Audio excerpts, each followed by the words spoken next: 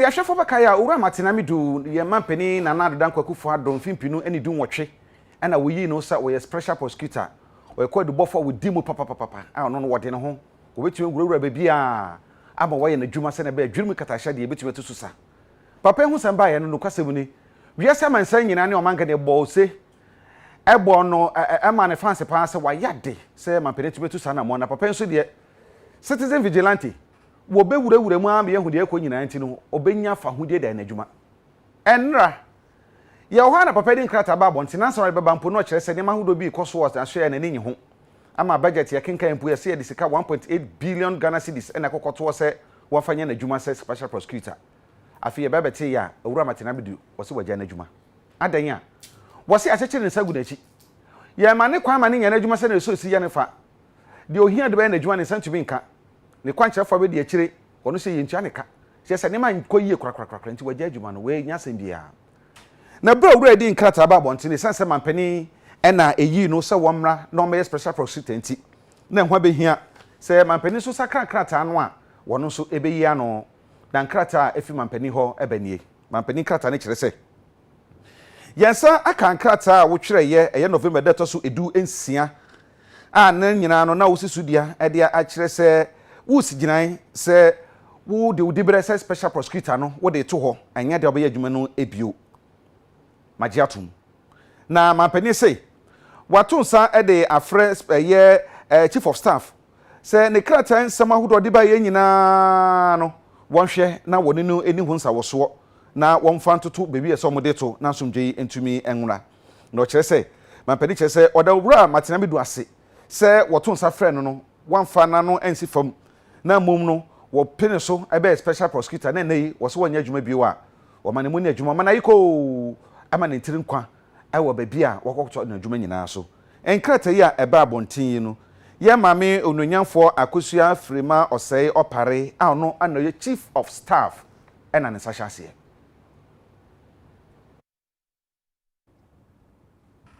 Yetwa yenkase bono eso waye enhyemdie bi a eye conference na waye adefa ekwampa ebetumi aboa ama African Continental Free Trade Area Agreement no etumi edi mu na yahye ekwan ebetumi afa so aye adwuma pa ewo mai emo na enhyemdie no koso ewo Elmina ewo mfimfin Mantab emo Asiedu adwadi ni fedidwuma so Ghana Export Promotion Authority and the National Africa Continental Free Trade Coordinating Office no and the kabo mu eye enhyiemu yi na asemtira edaso ne se Ghana nyuma no ankrankra ne abande no yehwe mukomu din na aboa no manya mfaso e de Free Africa Continental Free Trade ni mu sesia ye nyina ye betumi akoton ye niema nya Ghana pe betumi de ye niema ko Africa baabia koton wo a wode won sa hyase ni nyina 54 countries ye betumi de ye niema akọ akakoto ebia na wo Ghana ha wo nim say Burkina Faso next door ka wo nyem biti tru bia ye wo Ghana ha ni nyina ye be de eni so akyerɛw na wo hu say ade a me ye wo he ehia wo pro we so ana ehia wo pro we na ese me ye ni ye so osofo be de hwe adwade ne fididwuma so onimanyafo Robert Ahom Kalansi enso kasai so wo hwe Africa trading between African countries now this between 15 to 17%. Or here Americas, or here Europe, or here Asia, or 60%. Until from January 1st, 2021, goods are 50 Africa countries here 55, 30, and our sign there started from the 1st of January 2021. From 1st of January 2021. The best side there. Ubetuma Tonyama ama 30 countries. The other 20 plus countries, they will join. Ama mankabon kono kwanche for peni abedi akire ewura Amina Mohammed abansrahwe o mangana mu na wode nini akonkra ha ko chimi ahodo bi ahwehwe nwuma ama mankabon komcha United Nations for eno mapamfo eyese eduru hia na Mame Amina J. Mohammed ena eye penyipa bi de chide ema amansanka muko no na bere obedru Ghana no no kire se debi amansanka muko no yempuntu dwuma bebre e wo man mu eno ento bekọ akohwe woni UN adwumefo no ekọ baabi etese Adabraka Polyclinic hono mo no baabi a ema kwa awoso ne baabi eje enkora eto ene baabi a family plan ekoso no kokohwe ye na woni nsantwofo kasaye na okire mu se aban ayade esanse coronavirus no man yetimi akon atia okire mu se amansanka muko no bekoso ene Ghana atokese na empuntu ni asumdwi aba. We had discussions around the elections as well, and the processes that the Electoral Commission are supporting. They've had a good track record in doing what they should be, giving enabling environment for a free and fair election. We also had very constructive discussions with the Peace Council that has just been inaugurated, and some of the issues that they brought up where with the United Nations we are supporting programs that will at the grassroots help and facilitate dialogue and ensure that the social cohesion we need and the discussions to make sure things are peaceful do happen. Internally, we've met with our teams, the international community here, listened to them on where they think things could be done better, how we, in fact, could leverage more resources for Ghana.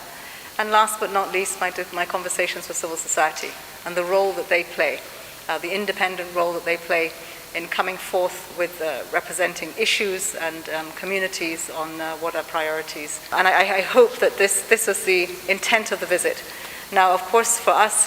the somber moment of this visit was the loss of what you would call your former president, but we also recognize him as a leader in the world, a leader in Africa, even though he is the son of the soil here, and that is former President J.J. Rawlings. That for us put a very somber moment on it. We were able to condole the family and the country, but I hope that we will take his legacy, and it will be what many of us will stand on his shoulders, still reaching for those aspirations for Ghana, for Africa, as a big part of what happens in our global community. Ade ama CPP ama yokuo no ade atoja echiremu se ene ya se mampani ni aban yi adane oman yi adan enchine ewo no ade ama nkwankwa se obakofo mpe enyi ni nyina no ntu ena owura ayi green street se why wonte ase na ente ase ochina enti mampani wonane no na wohwehwe mu ye na wonye de mama Ghana fo nyina anya so mfaso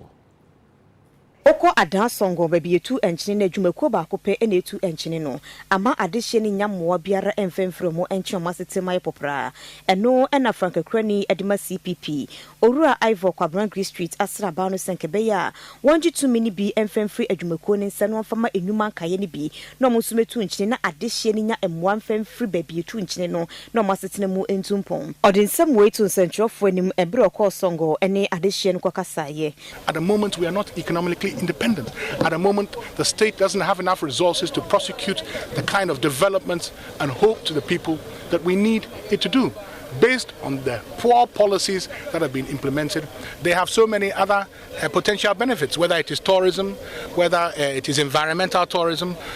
whether it is sustainable livelihoods for the people here. So we believe that that is why the master plan, which was prepared some time ago, is the master plan that should be revisited, and the contract that has been signed reviewed. In fact, not because we're against indigenous private sector participation. As I mentioned earlier, we will take away those tax exemptions and year upon year upon year of special release for remittance of foreign revenue from those foreign companies involved in our gold extraction in Ghana, and we'll give them to indigenous companies. The salt does not belong to the Adan people. The salt does not belong to the Adan chiefs. The salt belongs here, and the revenue from it belongs to the entirety of the people of Ghana. And so that is why this resource has to be used for the benefit of all the people. ECOWAS mpanyinfo ne African Union pre-election mission for abepiem e wo Ghana ha na omo ba ya de omo behwe nyina ne se Electoral Commission na ho boa etise e wo Afia ba ye ba beto ne emo enhwehwemu o ma ye eche se isi no watoto niema yie pa enti Afia ba na sumdwe beba na emu beda wo fan wo ko asoafo hwe amano ne nsem ena so e na ode ensemi eto Adja. We came to, of course, work with the authorities, the stakeholders, to accompany the country to have good, credible, fair, transparent, and peaceful election. We met the key partners, the Electoral Commission. Overall, we think that the overall process is really well managed. It's really well properly managed. We had a long meeting with the Electoral Commission, and really we were reassured that the process was done in a very professional way. I mean, nothing is perfect. It does not exist in any country, but mechanisms are in place to address those issues that can be raised. As far as the process itself is concerned, I think really we want to commend the work that has been done. I think it's really very professionally. So globally, we feel that the process is really in a very good state. There is only one thing we would like to insist. We would like to insist that the dialogue continues. We want to insist that yes, there is dialogue, but we could increase this dialogue between all the stakeholders. That really they talk between each other, because that will increase the level of confidence, the trust, and reduce the tension. Since you arrived, you've been able to engage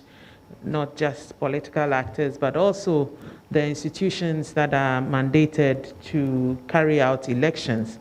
and also some CSOs, including the National Peace Council. I am sure that the security ministers have assured you of their preparedness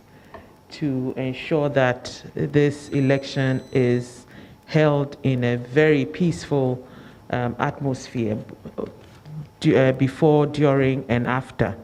And also the Electoral Commission has also assured you of their preparedness to hold these elections in a free, fair, and transparent manner. Your recommendation, which has to do with the continued dialogue, I think it's always important, because like we always say when we go out, there's no issue that cannot be resolved through dialogue. So I can assure you that we will avail ourselves to any dialogue that will make sure that there is peace before, during, and after the elections. So all in all, I believe we are ready, and I can stick my neck out and say that Ghana will not disappoint you,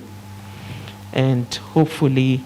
that will be the case, that we will make the whole of West Africa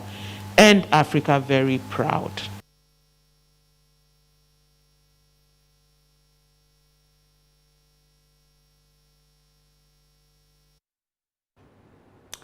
Yɛto ɛkase bɔ no so na yɛkɔ Greater Accra Regional Hospital na ne nyinaa ne sɛ ɛnɛ day ɛda wɔn yi de si wɔde ma nkwadaa wɔn mu enyini enya bosome nkono ansa na ɛwɔ wɔn taka premature nkwadaa no na bute si wɔn ani so ne sɛ wɔn yɛ saa deɛ ɛboa sɛ na bɛyɛ a awofo a ɛta wo saa nkwadaa no apomdua so yɛ wɔn ta wo wɔn wɔ anasa hospital ta wo saa nkwadaa no ɛne apomdu hyehyɛ ne betumi gyina na saa nkwadaa no so wɔn betumi enyini abɛyɛ mpanifo a ɔman no ebinya wɔn so mfasoɔ.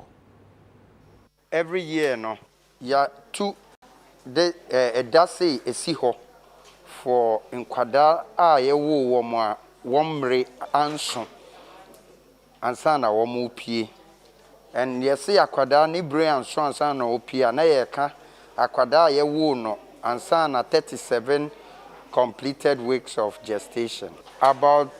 15 million babies, preterm babies are born each year, and out of 15 million, 1 million of them and who the light of the day. They don't make it, they die. Day na ye si hono a awareness day, so that oba bia any mema bia won wo wi asem e se wo mu hu se ye wo bibi ti se preterm delivery. Nti won be hwe se one besha won hu ye di niama so ye, so that delivery beba form. Well, I know well prematurity day. And see, I'm appealing to general public. It doesn't have to affect you to care. It can happen to anybody. It could be your mom, your brother, your sister, or anybody. And see, you have to care. We do all of us back together. Say, share cancer, malaria, all those things. It's the same thing. And see, the public should care. And then, more homes will be premature. They shouldn't give the babies a hard time and the parents. It is not a curse or abnormal. They're just babies who came out too early. And see, among all the care, they'll be fine and they'll be okay. Yet why in Kasiebono eso na despite media group ye ni abri papa e wa Afia ba e ba beto mu se e be bodero na ya bo omanfo amane de besi bia ne sa enti volunteers bebre a omuto omuasi o na omaboa ma Afia dwumadi ne yetu yedi no ya ye entity esonko e de amba wo mo e kwan a obetumi afa so aye wade e wo aba ye ba beto yi emo Eba abato mu nsɛm despite media gyina brane pa yɛmfa yɛdwuma eni agoro wɔnom kwakosi ya nemu wɔ mmea awodoɔ no de abato mu nsɛm abrɛ yɛn no ɛsɛ munya nimdeɛ ne hunumu ɛwɔ deɛ ɔmkɔ akɔyɛ ne ho ɛno enti ɛne ayɛ training na sentity yi ɛde ama wɔ mo na ɛbɛboa papa mo nso ɛde asomdwe abrɛ Ghana na dwumadie ne mu no ɛna maame Sylvia ano a wɔno yɛ communication director ɛde ɛma abato komisa ɛne UTV ɛdi enkomo me adeɛ ba kwan yɛ de bia metintim so. They say in terms of reportage, generalize it.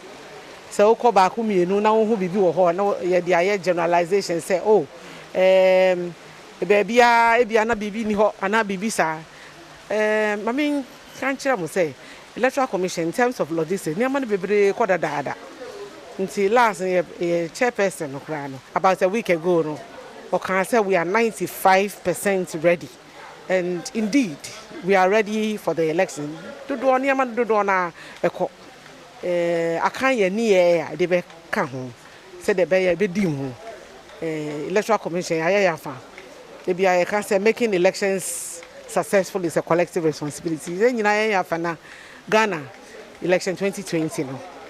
Enye krabehwe eno akire no opanyina wono na Peace FM morning show dwumadi no wote so anopa bia chairman general Kwame Sefakan enso de futu say emaye ebe hia say as a media house despite media groups na ye na Afia no ye benya accurate reporter sabi enye nkonkonsa reporter ye beka no kre se ne hu ade no ye fa bi nka ho na ya hyeda aba ha ne ye reporters ne yomba be ye adwuma aba be mom training na adwuma no se ne pese omo ye no na so yen ni na so Ghana fo nyina ni se ensem mbe hu no mbeka no kre no mo be ye adwuma enye se bia o man ka se kwa ko create o ma story e de aba betudwa nti ni nyina aka ho ene be ye sade na ye report na ye professional ye accurate ama se ye de magana fo a obi ehun se asemi de ekrogin nti despite media group eno enti ene ye se adwumadi wa ha nti eno ne botayetai one identity ye no ema o moni bi no e kasa sei workshop ya boy bebre because I mean ehun the rules any regulations are your coffee that in sema was here can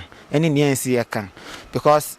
kasa yebeka any detention ebe back room from our reportage ebe to me di sebi oyene e de aba yesu yampenisa enti workshop you dem say aboyan bebre ami ehunima bebre me especially fine 4 years ago I was part of the reporters for despite media but I think I've been enlightened more.